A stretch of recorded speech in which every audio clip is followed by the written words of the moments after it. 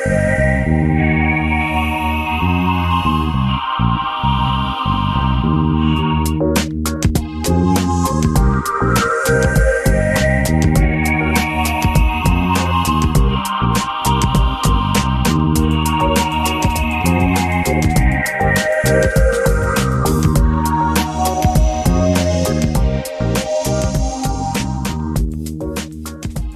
centuries, tales of fairies or fae have been popular in Western folk culture. But these are not the whimsical, winged creatures romanticized in modern literature and popular culture, but old-world, intelligent, and sometimes dangerous beings hidden in tunnels, mounds, in countries all over the world. Known by many names, the fae coexisted with mankind, and at times came in direct contact with unsuspecting people whose lives had been changed forever. Hi, I'm Dr. Rita Louise, and this is Just Energy. Today we'll be speaking with Barry Fitzgerald, who explores the enigma of fairies, also known as the old gods, and examines their metamorphosis into the modern extraterrestrial phenomena. Venturing into the depths, it is revealed that these legends of the old have an element of truth behind them, a truth with a troubling consequence. Irish-born Barry Fitzgerald is the star of the hit series Ghost Hunters International and has over 20 years' experience within the world of paranormal, which has taken him to new levels of intrigue and mystery. He has explored and investigated many paranormal and supernatural phenomena around the world, and today we're going to be speaking about his new book, In the Midst of Gods. So please welcome Barry Fitzgerald. Hey Barry, how's it going? Rita, everything's going great. Thank you very much for having me on. Well, I am just so excited to have you on because I am a huge fan of mythology and the mythic record from around the world. But not many people bring forward the cosmology from Ireland. And I think it's just a valuable piece to what's going on when we look at the big picture of mythology. Today we're going to be talking about some of the strange tales from myth and legend of Ireland with our focus on the fae or fairy. And so the question I want to ask, or to start with, is do you think that these characters from legend are actual beings or something that people came up with from their imagination? I think, Rita, our perceptions of what these entities are need to be examined because we have been fed the idea of what they should be, and certainly within the modern media, the whole idea of even using the term fairy conjures up this small little individual with wings and buckets of fairy dust. But the truth of the matter is, the essence, the core of that particular entity is somewhat very, very different, certainly for us here in Ireland and around other tribal traditions around the world. And for us here in Ireland, we don't call them fairy because that is an anglicized term. That in itself, fairy, comes from a meaning which is fae eerie, which translates into a strange state of trance. So what you're actually doing is describing one of the phenomena in which they interact with us with, and that in itself is the wrong term to apply. So for us here in Ireland, we call them the Sidhe, and that's spelled S-I-D-H-E. Now the Sidhe, roughly translated, is being of like a being of white, a being that emanates this white aura. And that in itself can fit comfortably into other areas within the supernatural realm of investigating, and really does open up a whole can of worms whenever you start getting down into it. And certainly from my perspective, since working on In the Midst of Gods, it has brought me into the underbelly of this phenomenon and this bed rest of entities which we have totally underestimated because of our perceptions, which have changed ultimately since the Victorian times. because the whole idea of the fairy, of course, was redesigned during that Victorian era to make them more appealing, and culturally acceptable to the children and everything else. And that I felt was a huge misjustice, not only to us but also to the entity itself, um, because our ancestors, from an Irish perspective, we knew that they were there, and there was some type of interaction with them, but we certainly didn't bring them into our homes. They would be horrified today to see that we worship the fairy and everything else, and we've got fairy gardens around our homes and everything else. That did not happen, and there was reasons that didn't happen. Earlier, you made the comment about the word fairy kind of talking about this trance like state. Yes.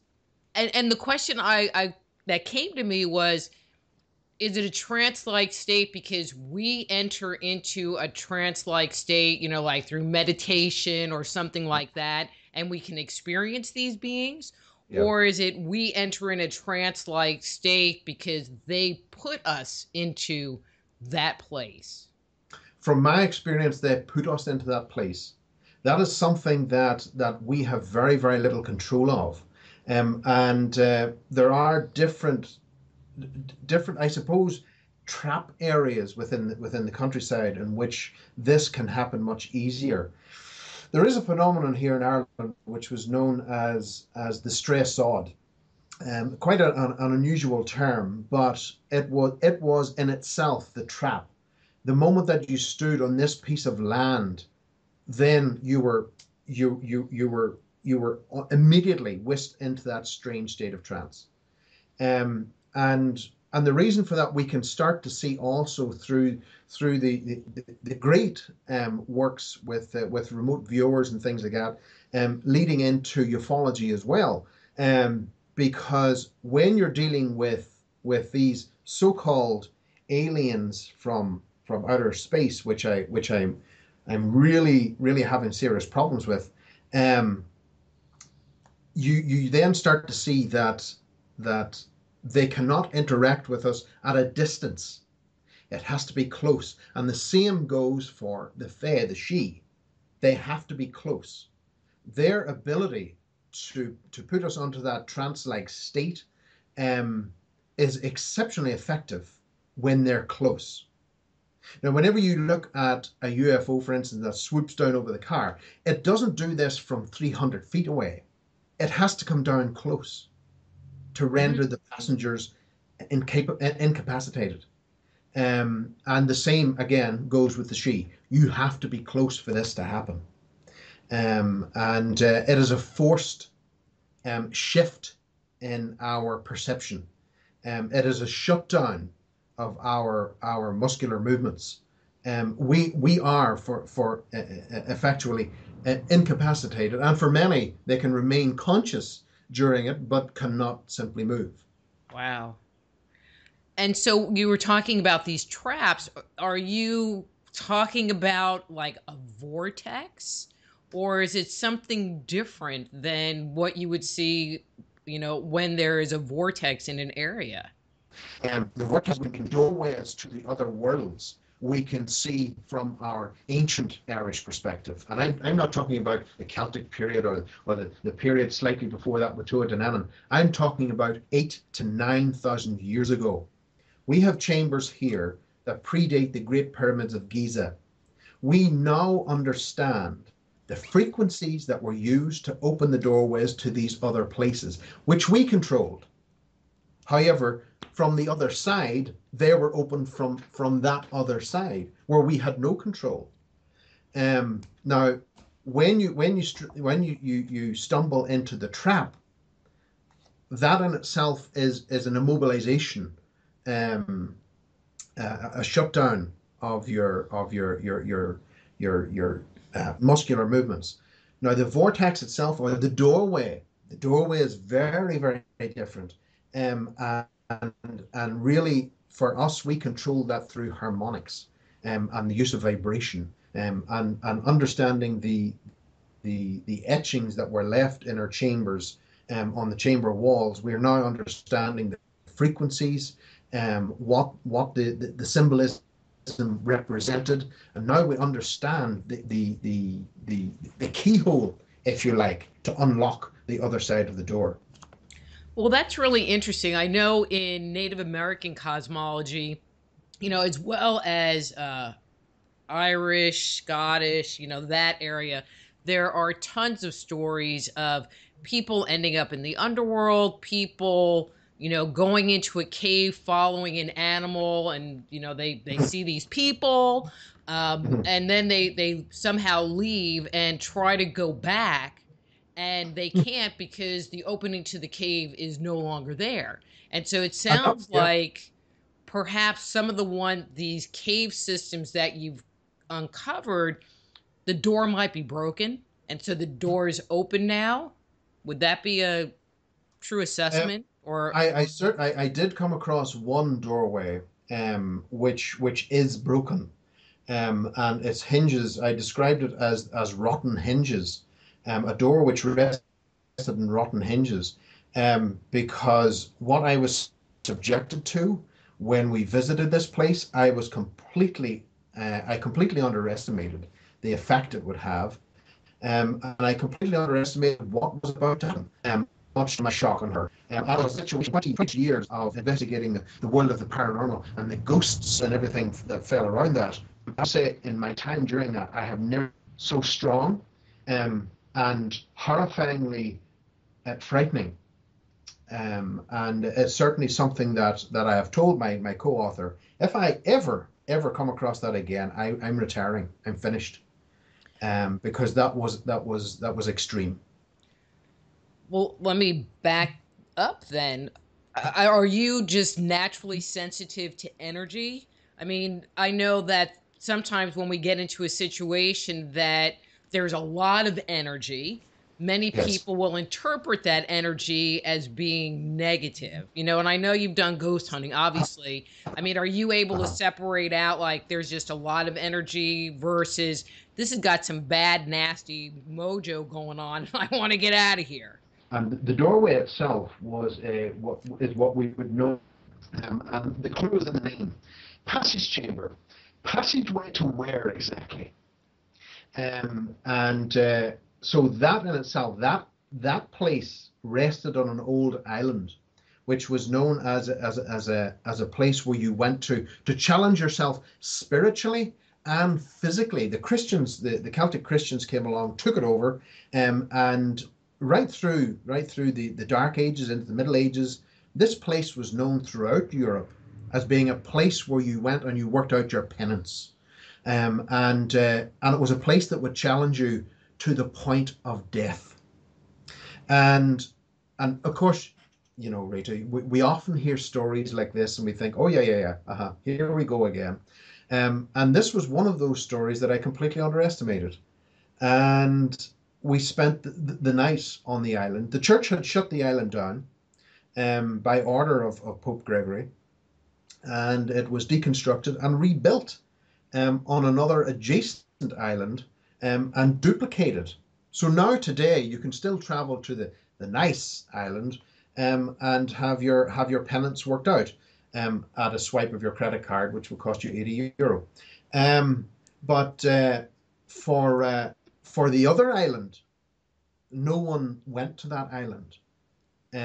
We were led to believe by representatives of the church that there was nothing on the island. We weren't going to find anything, but we had maps from the 1600s which showed the foundations and the walls of this place. And we also seen descriptions in earlier mapping systems which described the island, which was split in two spiritually, as being, the north side would have been a place which was known as angelic, as positive, wonderful vibrations, where the other side was known as being the place where you worked out your penance. This is the place where demons lived, and you would work out that, and challenge yourself spiritually against this.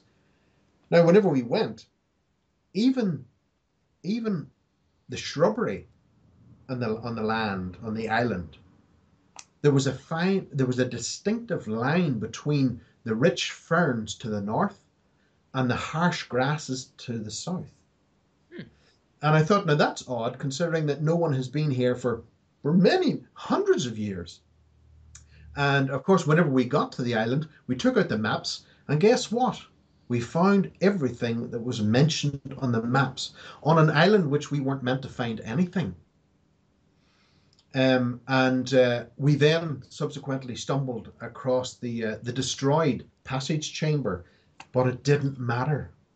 This is the problem with this particular doorway, as I described it before. It was a rotten or a door which rested on rotten hinges. Something went wrong, and this is a place where even now I know that there are different people who will take different types of drugs and everything else to travel across to this other side and everything else, ayahuasca and all that stuff.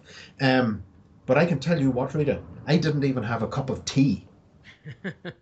And the experiences I had was horrific. And even my co-author who was further down the island in his tent, he was having experiences. And even my dog that travels with me, had hid his head under the sleeping bag. He couldn't face it either. It was horrific. And we got to see then this whole idea, and it really started to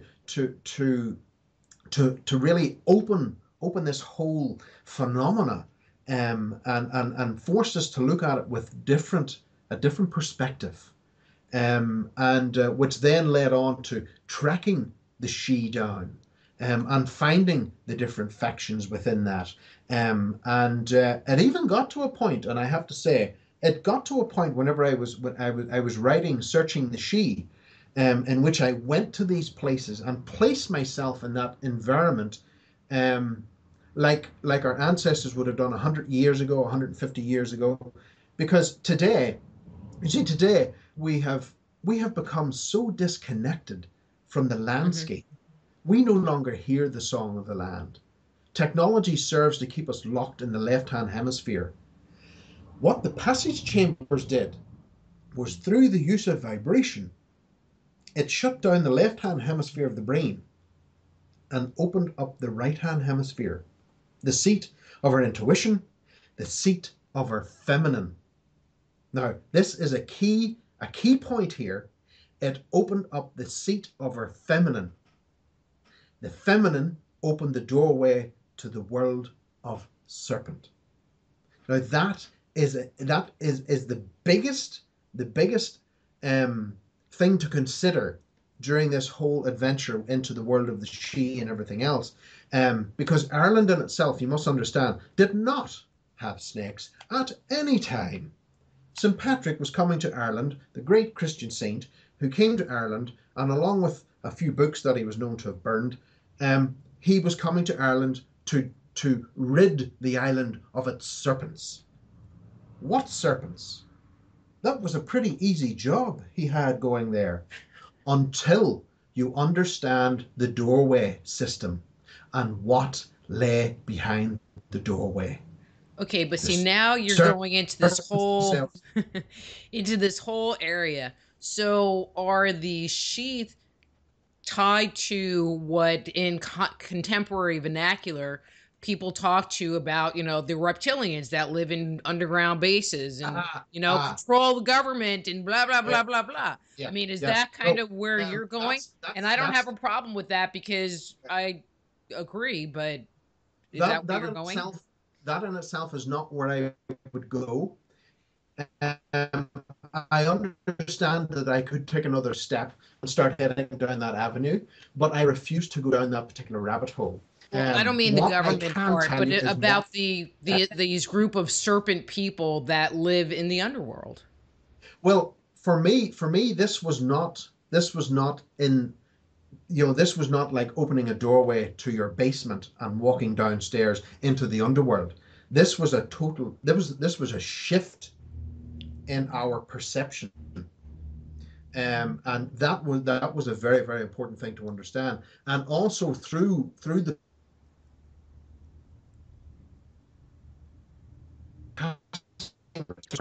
opening the doorway to this world, and all I call it is what I saw, and it was a world of serpent on the other side, and it was scary. And the vibration that was coming from that was completely beyond anything I had ever experienced before.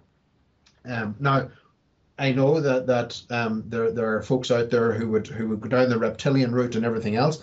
Granted, serpents are reptiles, but I'm not going down that particular route. Okay. All I can say is that these doorways that were opened transferred great knowledge. There was great knowledge that was transferred through those doorways, but it came at one hell of a price. And even in Ireland, we've seen a destruction of the feminine chambers in Ireland. You see, the feminine chambers were pointed southwest for the winter sun, the winter solstice.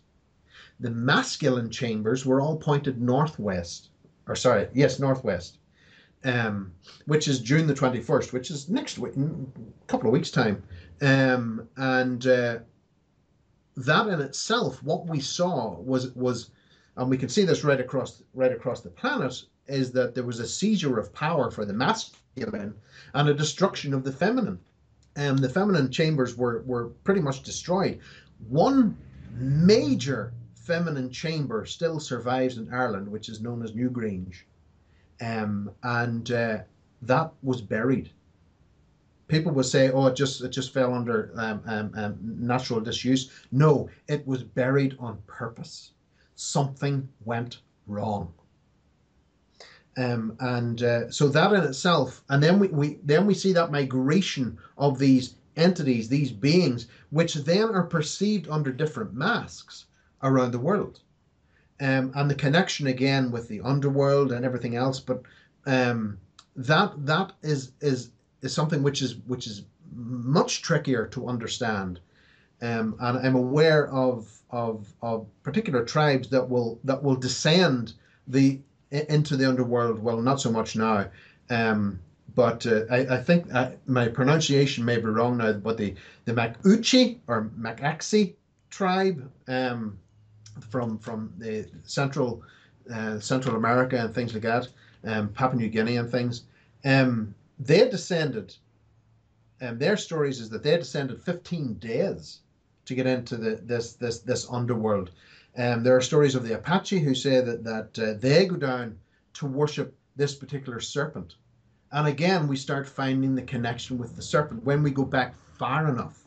Mm-hmm. So understanding, bringing it back to the modern context, understanding the fairy, you must understand the old worship of the ancients, and understanding that you don't get close to these things.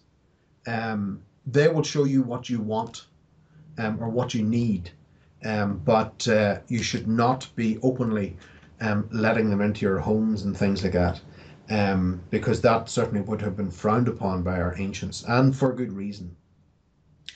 So were these guys at one time ever considered gods? Oh, absolutely. Yes. Much like many other gods. Whenever you start looking at various different religions and everything else, you find that a lot of the old gods migrated into the new belief system and became a new name and everything else. But for them, yes, they were worshipped. They definitely were worshipped as old gods. Now, we do have a story here in Ireland, which is directly connected to the underworld. And it was about this particular Celtic, it's a rare Celtic god known as Crom Cruach. And Crom Cruach was a blood god. And it was alleged that every Samhain, which would be known as Halloween in America, every Halloween, a third of his followers' children, newborns, would be sacrificed to him at a particular place in Ireland. And I have to tell you that being to that place, I got the opportunity to go there. I wasn't quite sure what I was going to find, but going there, there are many places, Rita, whenever you go to, say, a mountainside or something, you'll feel yourself lifted. It's a great atmosphere. It's you feel good and everything else. But this place, although it sits on top of a hill, you feel as if you're being pulled into the hill. A very, very bizarre place. But Ireland is like that. It's full of bizarre little quirks, dotted all around the place. And to give you one of these quirks, we investigated a place that both Cormac and I wrote about. It was called the Forest of Light, and that's in County Tyrone. Now, back in 1996, these beings of light took a person who was walking his dog through the forest. He was gone for 4 days. Now, we all hear tell of Travis Walton and everything else, but no one ever talks about this guy. This guy was taken for 4 days and appeared on the fourth day in the middle of the search party that were looking for him. Completely bizarre. And this place was known as being the cave, or the cliff of serpents. This is where St. Patrick, we all hear the story of St. Patrick running the serpents off the cliff. Well, we assumed it was into the ocean. No, it wasn't. This place, this forest, is known as having the cliff of the demons, the cliff of the serpents. And this place is where this guy was taken from, by these beings of light, the she. And he was gone for 4 days. So these things happen. It's a very, very strange island, full of myth and magic, and it still has it today, which I absolutely thrive on. But do you think, and this is something that I keep going around with because it's hard to put your finger on it, do you think that these beings are evil, bad, demonic, or do you think that they are ultimately here for the benefit of mankind and they have been deified because they are the beings that live in the earth and, they've been Well, superseded? certainly from my experience, they are indifferent. And the problem is that it's very, very hard to determine a good one from a bad one. It really comes from an element of perspective. What we tend to see is that they are pretty much indifferent. If you don't annoy them, they won't annoy you. And to a point where if you should annoy them, if you should disturb some of their property, then there'll be hell to pay. Now, there's even stories of people who have built on ground which they assumed was theirs, and the house is even shook out of its foundations. There's nothing you can do. It's a problem now that falls onto our modern aspects of how we plan houses and everything else, where we, instead of going and visiting the land and seeing if there was anything there that possibly could affect the building, we just simply roll out a map in an office and say, okay, you can build there. And by doing that, all hell has broken loose. And there are times that you simply cannot fix it, and you have to leave. You have to leave the property, and it's soon taken back by nature. Now, But I think that's interesting. I don't know how it is there, but here, people will build a house, because they'll sell them the land, they'll build a house in a floodplain, and then mhm, they get mad because it floods and they don't have flood insurance, so they're kind of screwed. And it sounds yeah, like in Ireland, you can buy property in some haunted, serpent territory that you'll be tormented forever, but you can't get any insurance for it. yeah, good luck with that. But it is, there are many manuscripts out there which certainly both Cormac and I refer back to. And there is one wonderful one which has come forward, which really, it's a second century manuscript, but it doesn't have a name. Now it does have four different authors up until the 10th century, but we are able to see that for instance, the manuscript itself describes the the the bright ones, which in itself are 9 planets that they're describing. Now we're still struggling with finding a ninth planet, which we assume is somewhere out there beyond Pluto. But from the Irish standpoint, that was called Maeve. And Maeve was known as the mother of the bright ones, the she. Interesting. And a she is on the ninth planet, or she is known as the ninth planet. And how we can determine that these are planets as well, of course, we can refer back into Dagda is Mars. He was the lord of knowledge and war, and Anya was also she was very, very bright, shimmering joy, and what we would call Venus. Again, Venus stayed feminine within the Irish culture as well, Anya. But what was interesting is that the planet that we live on, Earth, is called Manon McLear, which in itself is a reflection on the sea god. Now, you got to bear in mind it was 1978 whenever Apollo 17 flew out heading toward the moon, and of course at 28,000 miles gave us a beautiful picture of the Earth and its blue oceans, and became known as the Blue Marble. Now, can you imagine a 2nd century manuscript who then described Earth by using the sea god? How did they know that? Thank you for tuning into Just Energy and watching this portion of our interview with Barry Fitzgerald. If you're enjoying today's show, please click on the button below and subscribe to our channel. If you want to hear this interview in its entirety, please become a Just Energy Radio insider at justenergyradio.com and access full shows commercial-free and gain access to our over 9 years of show archives. Don't forget to share this episode with your friends on Facebook, Instagram, or Twitter. And until next time, I'm Dr. Rita Louise. This is Just Energy. Be blessed.